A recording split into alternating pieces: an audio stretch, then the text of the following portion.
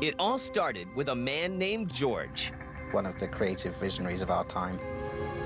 Someone who really has this passion for storytelling and has been able to tell stories in completely new ways. Who created one of the great game companies of all time. Those games were fun. Those games had attitude. Don't mess around with me. Those games were something different in the crowd back then. But the road isn't always paved with success. We'd lost a bit of the focus that had made us the kind of company that people really rallied around and were excited about. And yet they turned some old favorites into amazing adventures. Indiana Jones and the Fate of Atlantis. It really took adventure gaming into yet another dimension. What we initially really set out to do, which was take the famous battles from the movies, really recreate them 100%. This is the story behind the one and only LucasArts.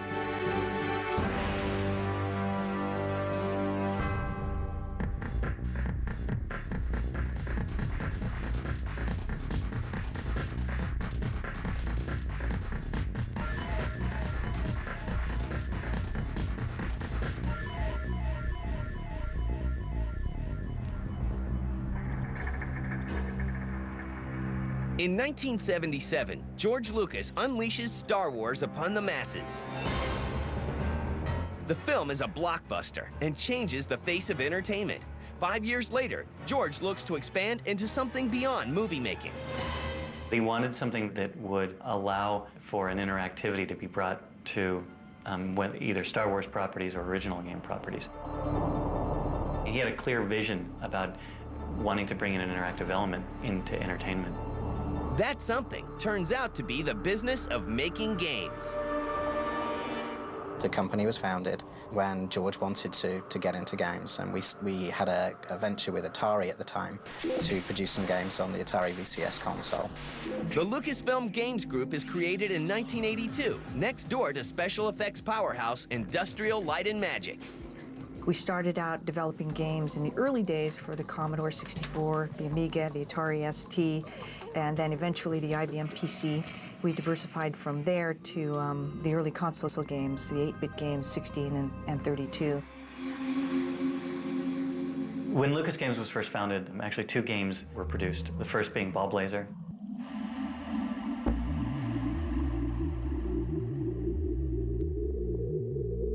And the second, Rescue on Fractalus. There's some contention as to which came first, but we'll just leave it at that those were sort of the first 2 games. By 1987, LucasArts establishes itself as a premier adventure game developer, thanks to hits such as Maniac Mansion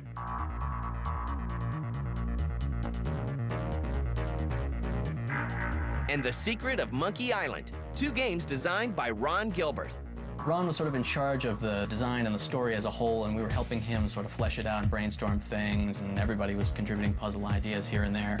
People like Tim Schafer and myself were responsible for the detail work, where we would take a particular location, write all the scenes that happened there, invent lines for the characters to say when you touch the different objects in the room.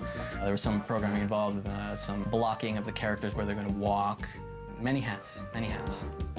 It's such a strange look on the whole concept of pirate characters. I mean, frankly, they were all originally sort of, I'm not speaking out of school here to say, you know, frankly, they were originally inspired by Pirates of the Caribbean, you know. What if we just kind of took the Pirates of the Caribbean world and sort of made it a real environment?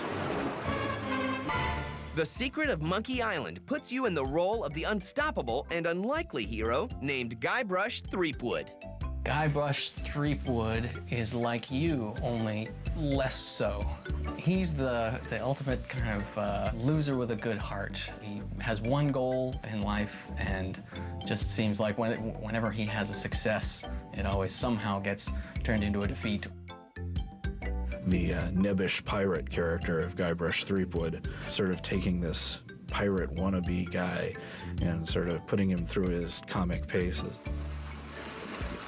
He's a foil for you in that you can guide him and be smarter than him and still revel in his moderate success.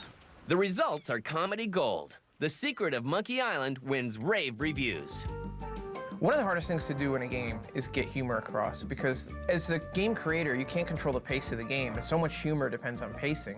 And so the fact that the Monkey Island series is just hilarious, like it's just a testament to the skill of the designers. The fact that they actually made this interactive game funny, it was just a stunning achievement. It's awesome.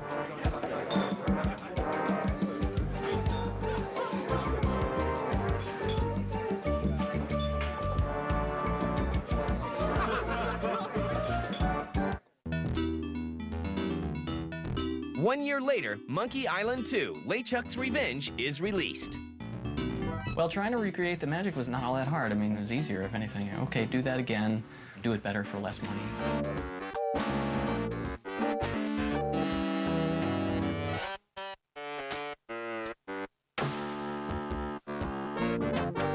It was nice, and it was more comfortable working on the sequel, I think, in a way, because we had already done it once, and we knew that we could, and we knew that the humor felt good, the style that we had gone in was good, and people had responded to it.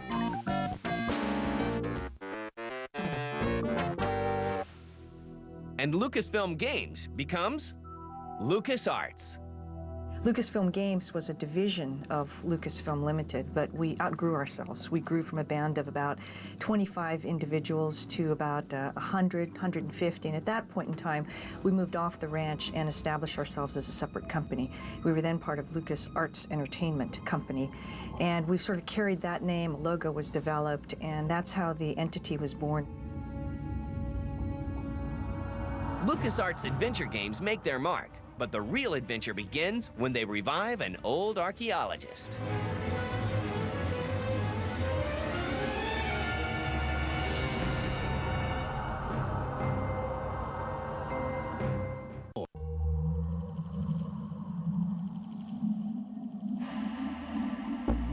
By the late 1980s, LucasArts is off to a terrific start, thanks to original games such as Ball Blazer and The Secret of Monkey Island. But their next adventure features the one and only Indiana Jones and the Fate of Atlantis, and that was a PC adventure game created by Hal Barwood, who was a film student with Mr. Lucas back at USC. When I started, we were doing an Indiana Jones game, and it was one of those things which was new. It was the first game LucasArts did that had dialogue, really. You fool! You come back to show me this prehistoric knick-knack? Some of the challenges we faced with Indy was how to tell a graphic adventure story around something we'd only seen on film screen, really, at that point. We must test! So it was how to project Indiana Jones and his character across on a tiny little monitor and make the audience, the player, who was manipulating him, moving him around the world, actually feel like they were being Indiana Jones. It's also the first game we did that you could do 256 colors instead of 16. My God! And it was all wonderful, but Indy was about 50 pixels tall. We've done it! Fate of Atlantis is this great, huge game. It's got the whole 3 paths thing going on, where the story could go down 3 separate paths for long stretches at a time. Unheard of in an adventure game at the time. The 1992 release of Indiana Jones and the Fate of Atlantis is a huge success. But while people like Hal Barwood and Tim Schafer are making graphic adventure games, just down the hall, they're working on something totally different. Well, for many years, we really built our reputation as a developer of adventure games.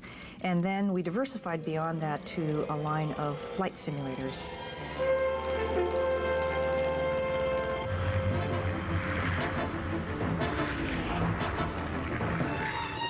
LucasArts launches an entire line of flight simulators, helmed by Larry Holland. Battlehawks 1942 is released in 1988, Their Finest Hour in 1989, and Secret Weapons of the Luftwaffe in 1991. The games are a success, but none compare to what comes next. People started looking at the flight simulator engine and thinking, we could really use this in the Star Wars environment. X-Wing, based on the Star Wars films, debuts in 1993 and becomes an instant classic. I can't shake you. I'm on it. The X-Wing came from Larry Holland, and X-Wing was one of those games which, on the PC back in the early 90s, really opened up intellectual property gaming to the wide market.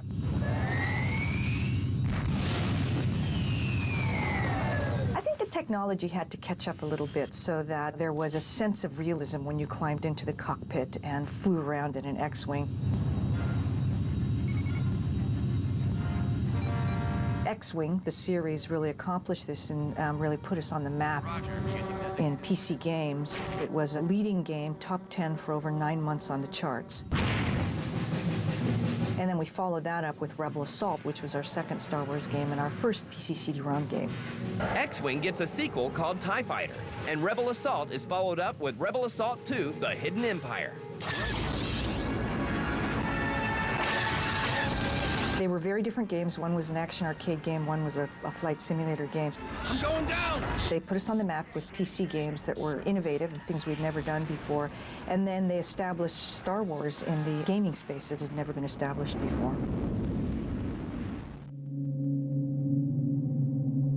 We began to move in different directions by offering different games in different genres for the PC.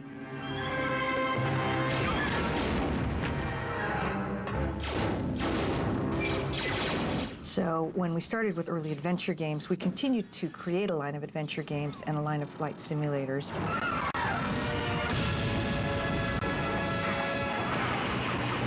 But we moved also to first-person shooters that were emerging as a very popular segment. So we introduced Dark Forces, which was one of the leading first-person shooters of its day.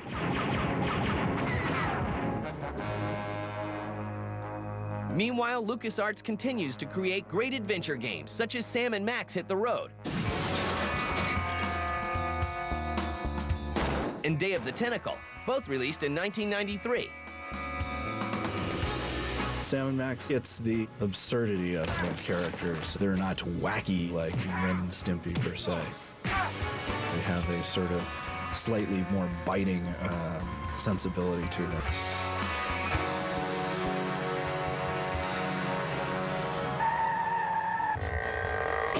Day of the Tentacle is a game where you walk onto the set of an old Bugs Bunny cartoon from the 30s, directed by Chuck Jones. Nonsense. Those games were fun. Those games had attitude. Tim Schafer and his crew was brilliant and wacky and funny. There weren't that many funny games around, and even today there's not that many funny games around.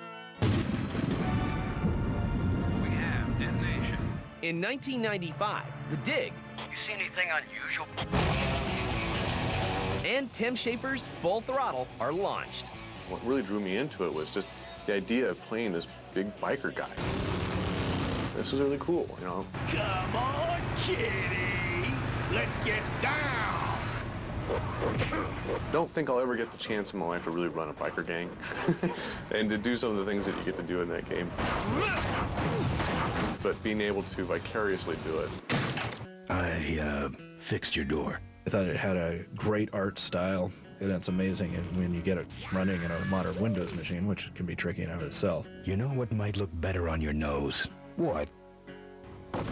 The bar. But you look at it today and go, wow, that really looks great. I'm not putting my lips on that. And they had Tim Schafer puzzles, which were, you know, insanely nasty.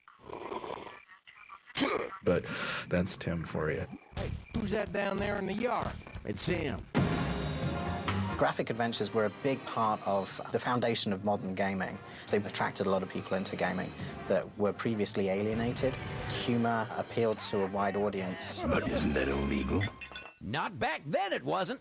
Sales reach millions of dollars thanks to the success of more Star Wars titles, such as Star Wars Jedi Knight Dark Forces 2 and Rebel Assault 2. But soon, sales drop, and the gaming giant begins to sweat.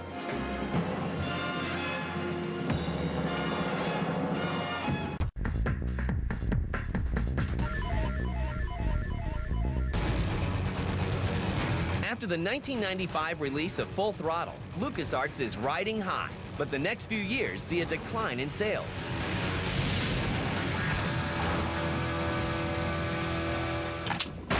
Tim Tim Schafer works his magic again with The Curse of Monkey Island in 1997 and Grim Fandango in 1998. Ta-da! But while the reviews are ecstatic, the sales are disappointing.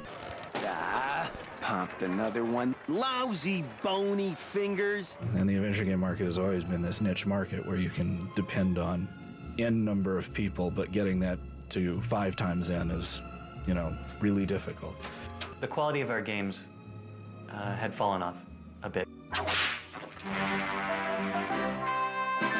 And I think we'd lost a bit of the focus that had made us the kind of company that people really rallied around and were excited about. Darth Vader, win. You know, just like everybody else that's around my age, you know, we grew up loving Star Wars, and Star Wars is what kind of defined our childhood, and there were so many games that just weren't very good. I have a bad feeling about this. You kind of got to experience it, but there was nothing that really kind of captured it. You know, maybe it's technology's fault. Maybe Star Wars was so ahead of the curve that, you know, video games could never really capture the essence of Star Wars. Find a way to open this door, and hurry! Star Wars fans absolutely want to see games that feel real to them, that really feel part of the Star Wars universe. And if there's any disconnect, then we've found that they don't buy them. After Star Wars Episode 1 is released in 1999, a slew of games based on the new prequel are released, including Episode 1 Racer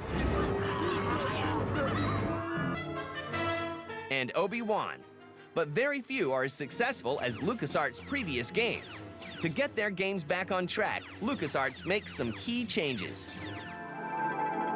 One of the strategic directions that we went in was to re-inject that quality back into our games to meet the kinds of expectations that people had built up in the previous years. And one of the ways to do that was to partner with some of the premier third-party developers that had great technology and had a proven track record of developing top-notch games in specific genres. Like Factor 5, the team behind the hugely successful Star Wars Rogue Squadron. We always had pitched for a number of years that we wanted to create our own Star Wars title, and we always said, let's do it more based on the old movies, please, please, please. And let's find a way to do the flight combat, which Larry Holland did so well in his X-Wing PC games, a completely different take on a console, and that became Rogue Squadron. And I think everybody was a little bit surprised how successful it was. The plan pays off. And games such as Rogue Squadron 2, Rogue Leader, released in 2001, and Jedi Knight 2, Jedi Outcast, released in 2002 from Raven Software, bring the company back up to pace. Rogue Leader for the GameCube was the second one in the series, and that was what we initially really set out to do. There's too many of them. Which was take the famous battles from the movies, really recreate them 100%. In late 2003, more releases are well received by fans. Star Wars Galaxies is set against the backdrop of this galactic civil war. We have hundreds of little subplots running through the game. Everything from the really silly and almost sublime all the way up to things that are very closely tied to the serious conflict of the galactic civil war. So now Rogue Squadron 3, Rebel Strike, is along the same lines of fantasy fulfillment from the movies. You've got character sequences with Luke Skywalker and Princess Leia. You've got the famous Dune Sea battle in the Sarlacc pit. You've got walkers in the forest, so you've got the forest battle with the Ewoks running around. And of course we also have our classic flight combat in there. So it's really taking the 3 classic Star Wars movies and doing everything in a video game fashion. Star Wars Knights of the Old Republic is a third-person role-playing game set in the Star Wars universe about 4,000 years before the time of the movies. And the freedom to create a really new and unique story where huge, incredible vehicles are built that no one's ever heard of. And one of the key things about this game is that you can actually play dark or light side. You can actually be the hero and save the Republic, or you can be the ultimate villain in the galaxy and be pure evil by the time you end the game. We're building several adventures. We're reinvesting in Full Throttle. That's going to have more action sequences, but still be kind of an epic story. I'm doing the new Sam & Max game. We have a role-playing game called Gladius coming out. So there's a lot of stuff that people don't expect to come from LucasArts that's in the pipeline right now. Every game is set in the stars, thanks to the guiding hand of George Lucas. George is very interested in everything we're doing, especially as his kids are getting into games. He likes to look at everything we do. We generally run all of our ideas into him, and he'll come back with ideas. So he's quite proactive. When there is an issue, then it kind of goes all the way up the flagpole, and George approves that. We also sit down and talk to him about some of the designs of our major titles. We as a company take our vision and our cue for creative quality from Mr. Lucas's inspiration. It's truly inspirational working with someone who is one of the creative visionaries of our time.